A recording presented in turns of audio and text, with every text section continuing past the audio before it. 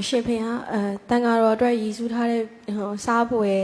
စသဖြင့်စွန်ဟင်းစွန်ထမင်းစားဦးစားပြလှူရတယ်လို့ကြားဖို့ပါတယ်ဖေဟာမတိ၍စားမိသွားလို့ရှင်ရောအပြစ်ဖြစ်ပါသလားဖေဟာစားဦးစားပြလှူတာပြောတာမလားအဲ့ဒါကိစ္စမရှိဘူးလေဟိုတမင်တကာ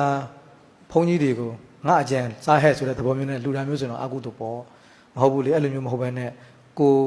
စားပြီးခါကြမှာတိလို့ဟုတ်လားကိုမှကြံတာလေးကိုလှူတာဒါဘုရားလည်းဟောပြီးသားလေနော်စားဦးစားပြလှူမှမဟုတ်ဘူးကိုစားနေစေထဲကမှတဝက်ကိုလှူရင်တော့မှပြောမပြနိုင်အောင်နော်အတိုင်းတာရှိအောင်ကုသိုလ်တွေအများကြီးရတဲ့ကြောင့်ဘုရားလည်းတုတ်တန်ထဲမှာဟောတာပြီးသားရှိပါတယ်နော်အဲကြောင့်မြတ်စွာဘုရားပြောတယ်လေဟို